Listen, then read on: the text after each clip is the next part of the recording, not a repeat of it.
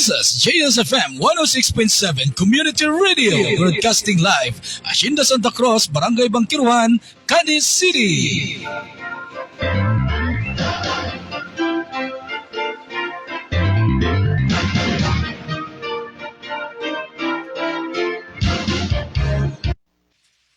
Nagapamati kamo diri sa JSFM 106.7 Community Radio.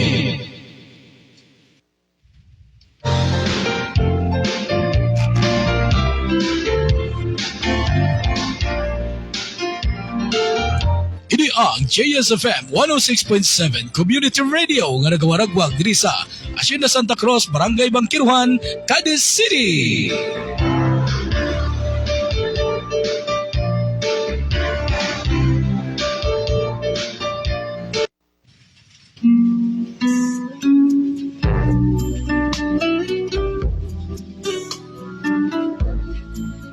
Mga lalantunon sang kahapon, palatuntunan nga magadulong sa inyo sa mga malulot nga mga lalantunon nga inyo nangin paborito sang una kag mabatian nyo subong diri lang sa inyo paborito nga FM station ang JSFM 106.7 Community Radio.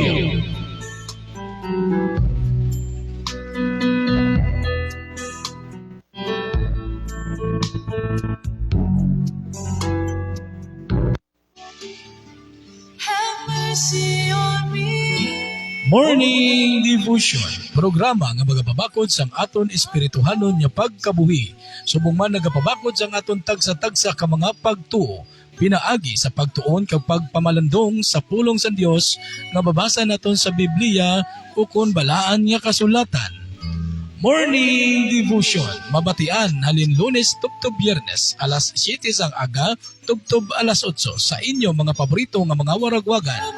Ang 106.7 JSFM, subong man ang 106.9 ASFM, kag ang 98.0 UNFM. Morning Devotion, upod sining inyo kubos nga alagad, Brother Jovi Santillan.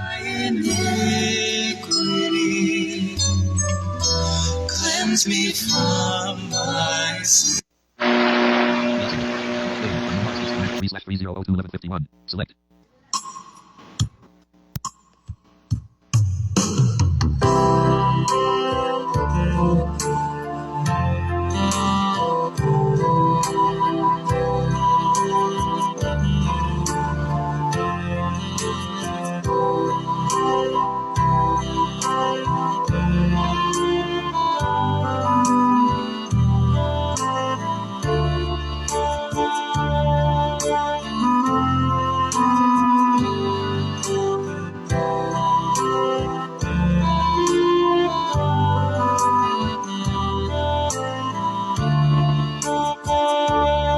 Okay, so good morning na sa aton mga pinalangga matagpalamati diri sa JSFM 106.7 Community Radio diri lang sa Hacienda Santa Cruz, Barangay Bangkiruhan, Siyudad San Cadiz.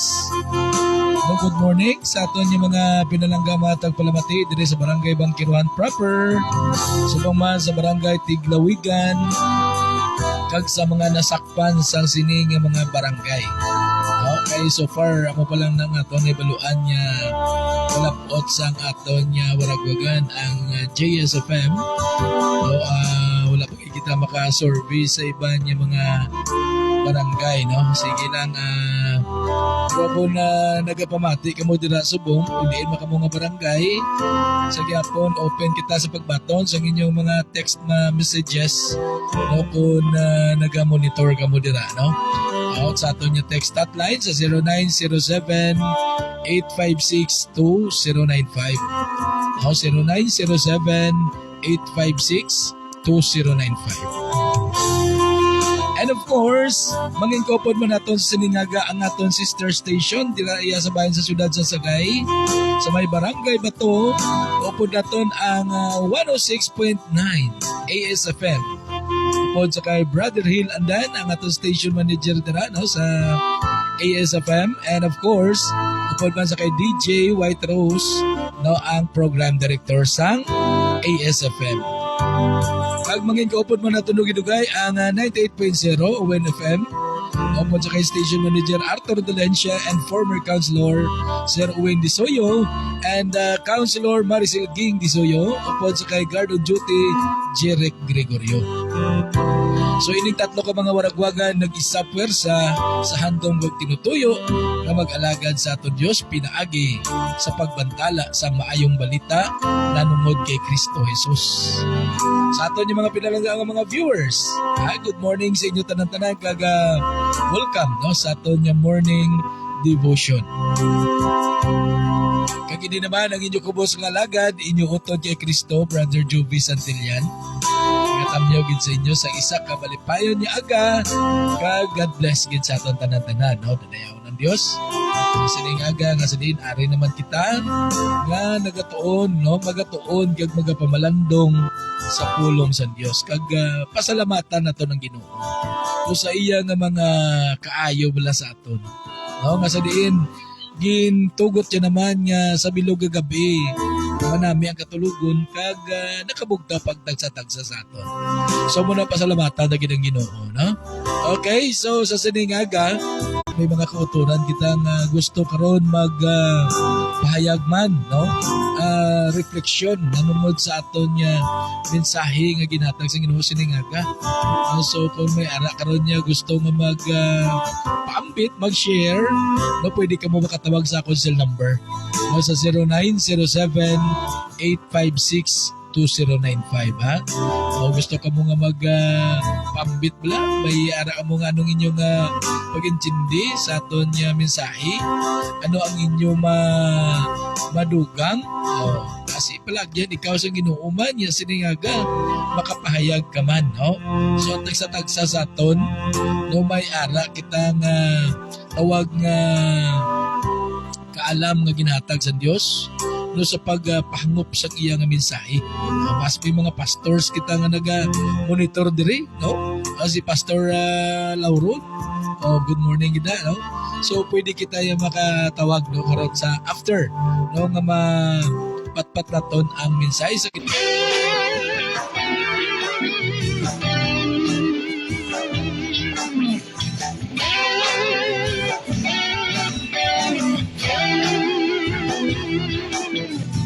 Atong Diyos maayo, iyak kitang iyatiman. Wala taniya pasabi, panahon sa atong karisdanan. Mausaman ng imong higala, mausaman ng imong hinigupa, mausaman ng imong ginikanan. Ang atong Diyos walay pagkausap. Usa singgit, singgit, singgit o hallelujah. Sayaw, sige sayaw, sayawi siya. Lukso, sige lukso, lukso sa kalipay. Ang atong Diyos walay pagkausap.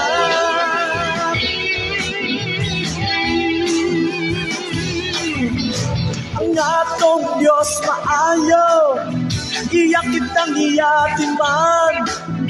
Wala taniya pasagde, panahon sa atong kagulanan. Mga hanaw man ang kalangitan, mga batang man ang kabukiran, mausap ang tibuok kalibutan. Ang atong Diyos walay pagkausap. Usa singgit, singgit, singgit o hallelujah. Sayaw, sige sayaw, sayawi siya. Lukso, sige lukso, lukso sa kalipay. Ang atong Diyos walay pagkausap.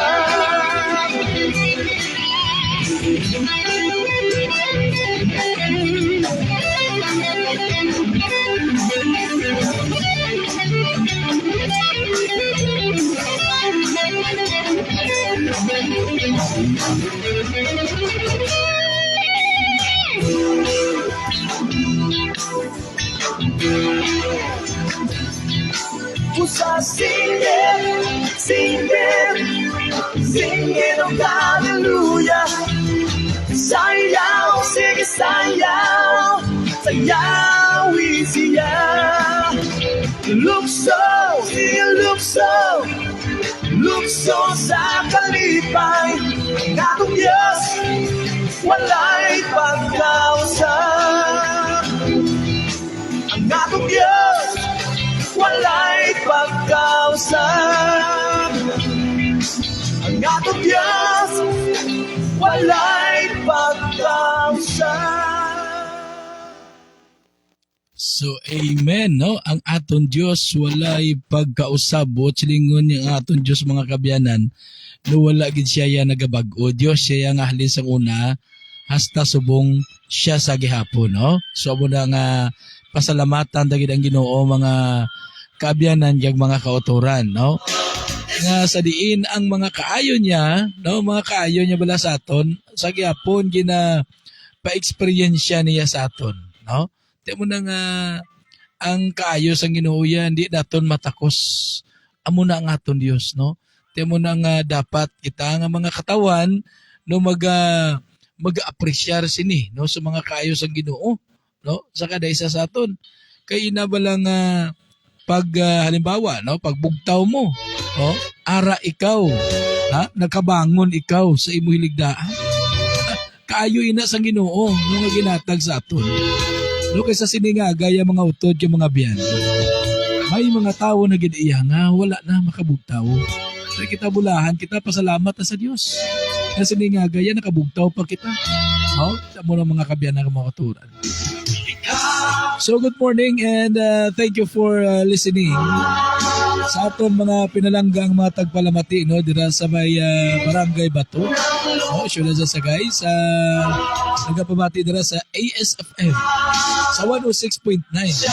So good morning gida sa kay Nanay Muray.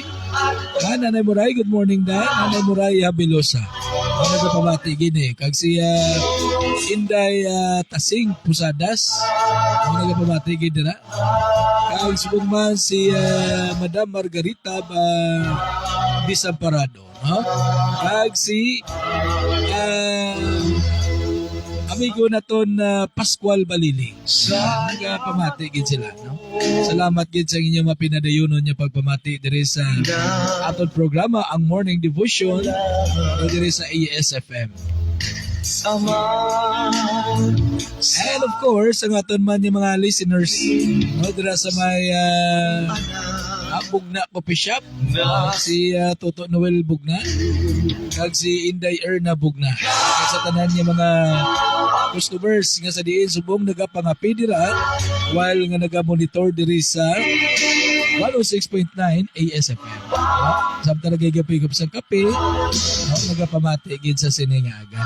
So praise the Lord, no? Alayan ng Diyos. And of course, no, ang aton man yung mga kabyanan dira sa may Jake Barbershop. Si amigo naton Joseph Sandigan, si Inday Emily Sandigan. Good morning gid dira sa inyo, ha? Kag sa inyo mga kids.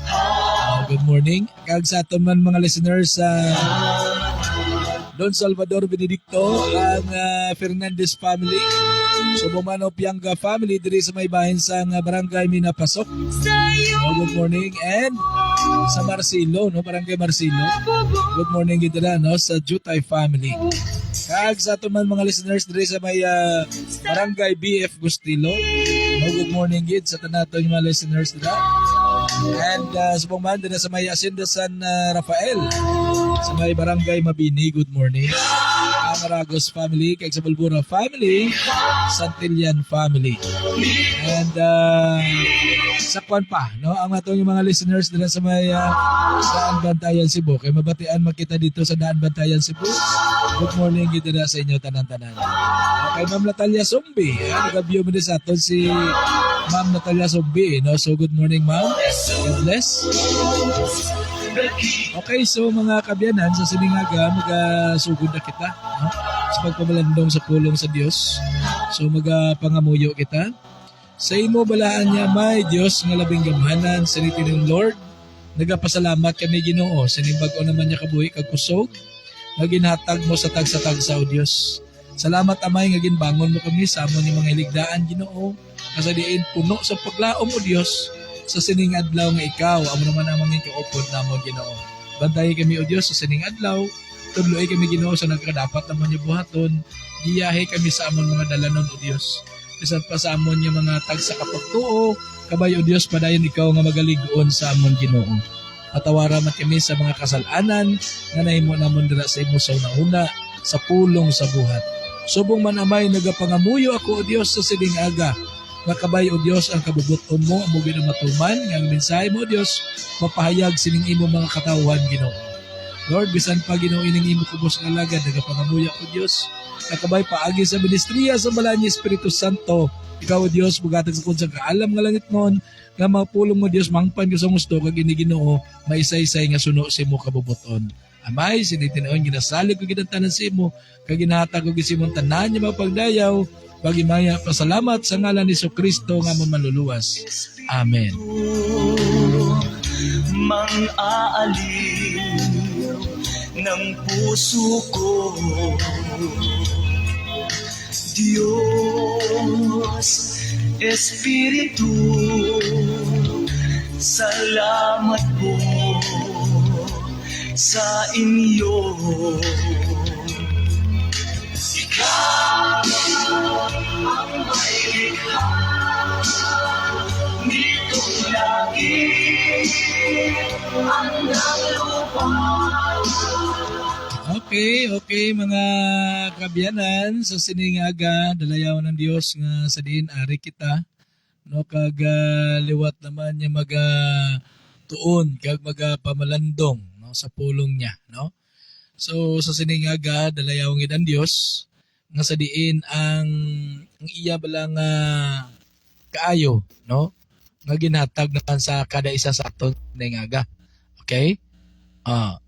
Kag ti amo na mga kabyanan yung mga kotoran no. So siningaga sa aton yung mga pinalangga mga tagpalamati diri sa 106.7 JSFM no sa inyo sa liwat sa inyo tanan. Good morning no. Kag sa aton man yung mga listeners diri sa 106.9 no ASFM sa inyo tanan. Good morning. Kag sa 98.0 ONFM naton yung mga listeners no. Kag sa aton yung mga viewers. Okay? So, sa siningaga, mga kabyanan ka mga kauturan, magatuon ka, magapamalandong kita sa pulong sa Dios. Nga sa diin makita, kag mabasa naton diri sa Efeso, Kapitulo 1, versikulo 13. No? Efeso, Kapitulo 1, versikulo 13. So, hambal diri mga kabyanan ka mga kauturan, kag kamuman nangin ara kay Kristo sang nabatian ninyo ang kamatauran ang mayong balita nga si Kristo gali ang makaluwas sa inyo sa nagtuo kamo sa iya kinatagan kamo sa Dios sang Espiritu Santo nga iya ginpromesa bilang tanda nga kamo iya na. So praise the Lord no sa sining bathag nga kamatuoran. No, nga sa diin aton nabatian siningaga. Ano ang kamatuoran nga aton nabasa kag aton nabatian siningaga? No? Kag ang hambal diri nga kag kamo nangin ara kay Kristo sang nabatian ninyo ang kamatuoran nga ang mayong balita nga si Kristo gali amo ang makaluwas sa inyo. No? So amo na ang kamatuoran nga aton nabatian sa siningaga. Ang kamatuoran nga kita ara na kay Kristo, no? Sang kita nakabati sa kamatuoran sa pulong sa Dios, kaginbaton naton ini gintuuhan naton, gipatihan naton, so ara na kita kay Kristo kag amo na ang kamatuoran, no? So amo na mga utod yung mga biyan. No kag bangod nga kita ara na kay Kristo, no? So amo ni ngambal diri nga nya ang mayong balita nga si Kristo gali amo ang makaluwas sa inyo sang nagtuo kamo sa iya. So kita tanan nagtuo na kay Ginoong Kristo bangod sa aton nabatian nga mayong balita nga amo ina diri ang aton perme gina dala no kadaga ginaistorya naton diri ang nanungod sa aton Dios nanungod kay Kristo kag ang kaluwasan no paano naton angkon ang kaluwasan. So diri ginpatag sa aton nga ang sang nabatian ninyo ang kamatuoran ang mayong balita nga si Kristo gali ang makaluwas sa inyo sang nagtuo kamo siya. So sa aton pagtuo kay Kristo Jesus, no? Dayon nabato naton no ang kaluwasan. Kay ginambal diri nga ang nagtuo kita sa iya no naangkon ta ang kaluwasan, no? Ang si Kristo amo ang makaluwas, amo ni kamaturan, wala na sang iba niya makaluwas sa tao, no? Pagabot sa iyang kalag, no? Wala na sang iba niya makaluwas mo. No? Pagluwas lang gid sa kay Kristo, no? Si Kristo amo ang makaluwas, no? Sang nagtuo kamo siya. Butlingon, kung nagtuo ka kay Ginoong Kristo, kung ginapatian mo ang pagka-Diyos ni Kristo, gintuuhan mo ang ginhimo ni Kristo nga amo to ang nagluwas sa imo tong kamatayon niya sa cross.